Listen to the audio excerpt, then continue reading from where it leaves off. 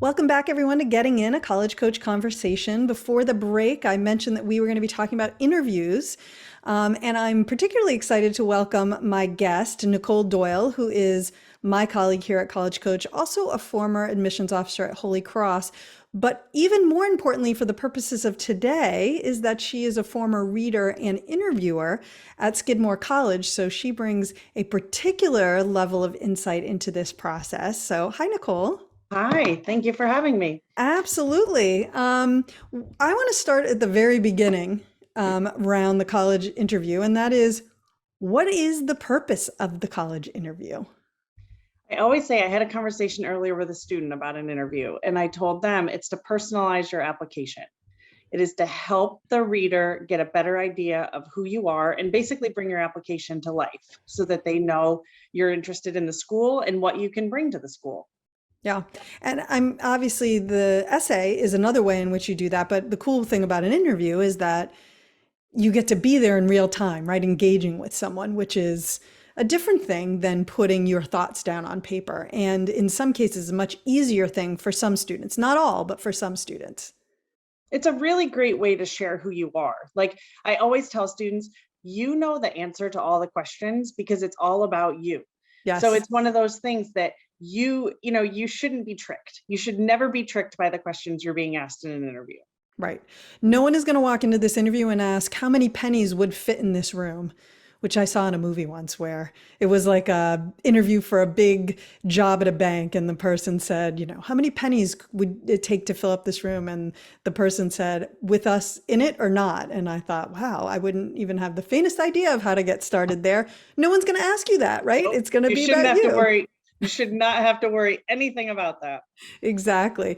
Well, so who typically offers interviews? Because, of course, it would be wonderful if every single college out there allowed you to talk to them and share who you are in person. But the reality is that many don't. So, where do you typically see interviews being offered? So places, to speak for Holy Cross and Skidmore, they both offered interviews. They Mhm. both offered them in person, but then through the pandemic, they started offering them on Zoom. So there are some schools that have switched back to in person, some do a combination of both. So that's a factor to think about. It's typically the smaller schools. But what we're noticing is some, like in the Ivies, let's say Mhm. Harvard and MIT, they're asking and inviting students for an interview. It doesn't put a student at disadvantage if they don't get one through those schools, but certainly they're looking for more information. Cornell only offers students interviews if they're applying for architecture. But then schools like CU Boulder or University of Utah, you can do almost like an informational interview, it seems like. If you go on their pages, you find the reader for your local area, you can schedule a meeting with that admissions representative. So there's lots of ways to interact with each of the schools, but typically it's going to be most of the smaller schools where you can go and schedule an interview either in person or virtually. Yeah, and I mean, to hit back on the Ivies again, a lot of them do have a whole core of alums, right, who will talk to applicants. That has its own share. I actually got my start in admissions as an alumni interviewer for my alma mater, but and it's still a fairly common thing, but it's a different thing than kind of what you were doing for Skidmore, where students were coming to campus, or even when it's conducted over Zoom. But which actually, leads me to my next question, which is, who's doing these interviews? So just like you said, Beth, it could be an alum of Mhm. the school, and that is typically in your local area. That's most likely not on campus unless that individual is working in that office. It could also be an admissions officer. So sometimes they're visiting your school, so that you're meeting with them at your school, you're meeting at on the college campus. It could be a senior interviewer. Sometimes offices will have seniors fully trained that are then interview the students in person, like we did that at Holy Cross. Mhm. So there's lots of different types of people. They're all weighed the same, but as far as that's something you kind of never know until you walk into the interview who it's going to be with, but it could be with any of those types. Right. The only thing I would say on the alumni interview piece, having been an alumni interviewer and then read alumni write-ups at Penn, is that the alumni interviews, alumni programs, they're as much to keep alums engaged as they are to kind of Mhm. give a voice to the students who are applying. And in many cases, they're only able to interview maybe half of the applicant pool. And it's not a, well, these are the half that are the most competitive. It's literally, we have an interview committee in this area and they're really active and they can interview all of the students who apply from that area. And oh, we have one alum in this area and they'll interview 5 people. And if we have more than 5, then nobody else is going to get an interview, and it's totally luck of the draw. So it's the only time where I feel like, it wasn't that we didn't take those interview write-ups into consideration, but they were they just weren't the most important component by a long shot of the application. And I'm curious, when you had senior interviewers or admissions officers doing the actual interviews, how did that play out in terms of, adding value to the application? I suspect it might have added a little more value because you knew the people doing the interviews, whereas with the alums, we didn't know them. They just signed up to do it. Well, and it also makes a difference, like especially as an admissions representative reading an application of maybe someone you did interview, you were almost able to advocate too. And Right. I do think though that as far as like a senior interviewer or even a part-time interviewer that works in different offices, it's the same value because they know that those people have been trained. They know what to look for. They know what, kind of the questions to ask about academics and activities. So I feel like it's a real nice balance, but it is being an advocate. Right, absolutely. And I would say that most of the alumni interviewers were doing exactly that. They were blown away by the students that they met and they would advocate for them. They didn't know, sometimes they asked questions we wish they wouldn't ask. So there's a greater chance that alums go a little rogue. And if that happens to you, I actually do really encourage you to reach out to the admissions office and let them know if you had a not great experience with an alumni interviewer. I promise you the admissions office would like to know. And because if they don't hear about it, there's nothing they can do about it. And I know there tends to be a lot of fear around saying something, but I just want to put that plug out there. But we have tips to get to. So let me get off of that note. First big one is, how do you go about scheduling these interviews? And do you have to? Does the college reach out to you?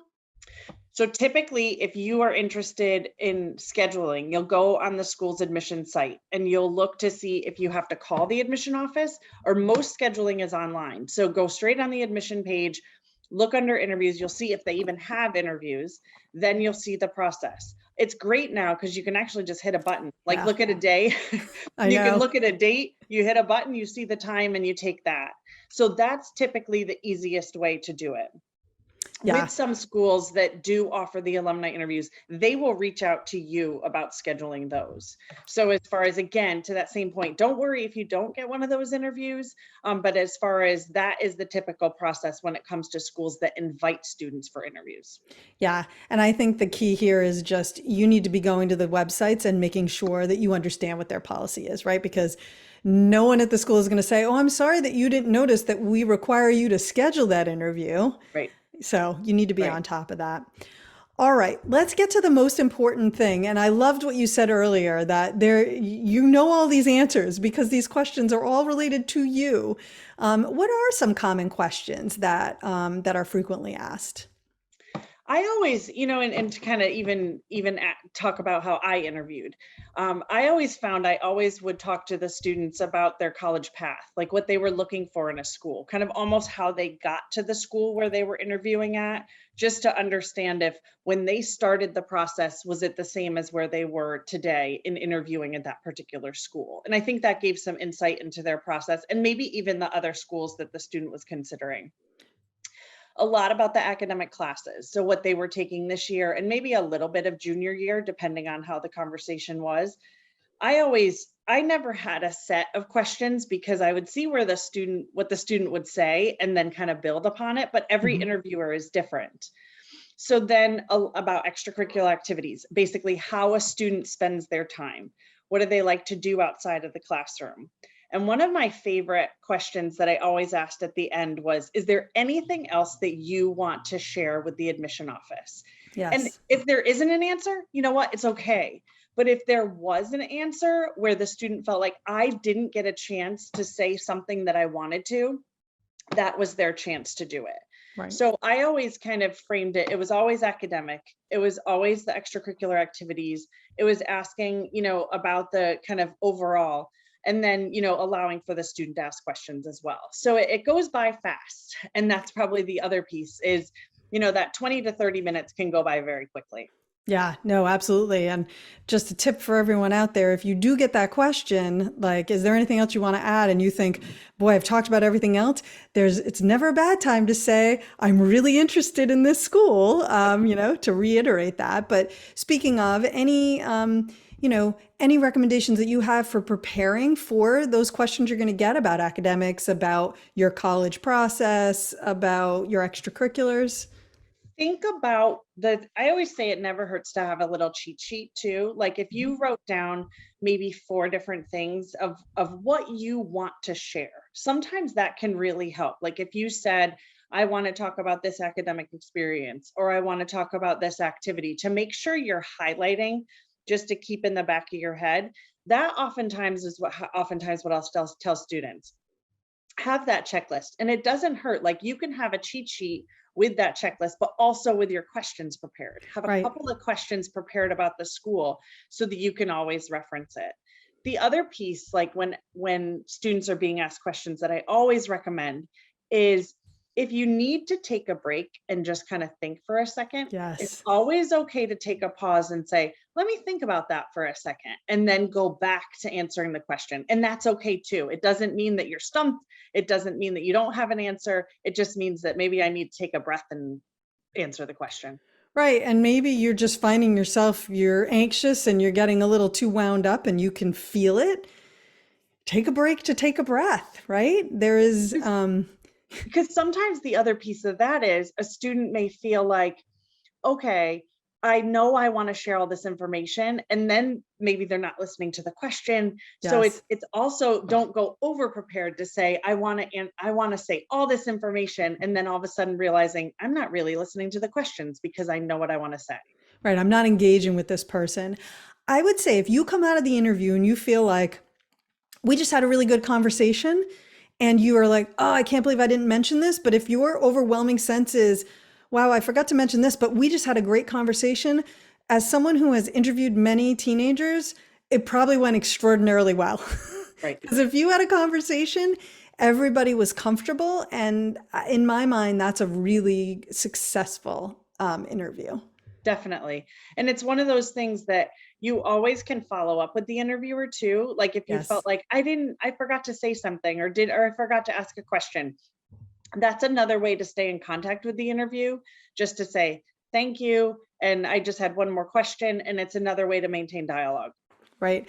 And actually, that brings something up for me, which is none of our alumni interviewers knew anything about the applicant except for which school at Penn they were applying to, or at Cornell when I was doing alumni interviews there, and their name and where they went to high school. So, did you, when you were interviewing at Skidmore, had you seen the file? So, what level of insight do you have into the student when you walk into that interview? Never had the file. We Hmm, never had any interesting. information.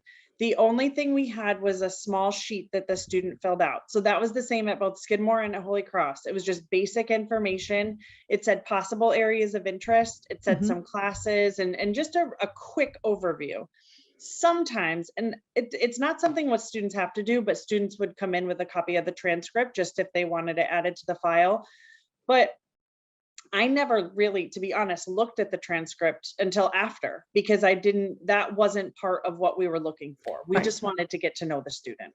Right. That's not part of your evaluation. And for Mm-mm. alums, it's totally not part of their evaluation. And so, again, alums will sometimes go rogue. Oh, bring a copy of your transcript. Well, you really don't have to bring a copy of your transcript. It's difficult if someone asks for it, but that is not the role of an alumni interviewer. And their goal is, like you say, to get to know you. Any tips for things to avoid doing or mentioning? I have a big one, but I'd like to hear yours and maybe you'll say mine. I think it's listening. I think to avoid trying, like that whole point of trying not to overload with information. So just listen to the question, make sure you're answering the questions, and and this isn't an avoid, but I'll repeat it again, like just as far as you know the answer to the question. So be comfortable, be confident, and trust that you have all the information. Yes. I would be prepared. Ideally, your interview will not ask, are we your top choice or something like that?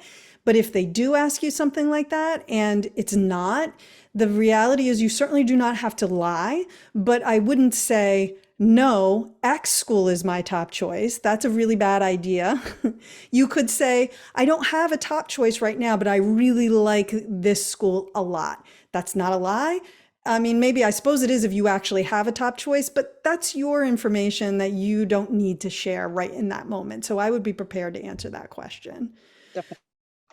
Super quickly, because we're at time here, but I realized I forgot to ask about this. Any advice on what to wear to an interview if it's in person or if it's Zoom from the waist up? I think as far as they used to be a little bit more formal. I feel like a lot of students came in, but just comfortable, not even business casual, but just, kind of look nice and let your personality shine through, I think too. Yeah, I don't think you need to wear a suit. I think you go, what would you wear if you went out for a reasonably nice casual dinner with your parents, maybe? But don't, if you wear ratty t-shirts and jeans, you don't have to wear a suit. You're probably not going to be comfortable. And I think that's great advice. Just be who you are. Nicole, thank you so much for joining us today and sharing all this awesome insight. I appreciate it. Thank you for having me. All right, we're going to take a quick break. And when we come back, we are talking about tips for those of you who haven't done a thing yet, but you're seniors. It makes me a little stressed, but we have some advice and there's plenty of time. So don't go away.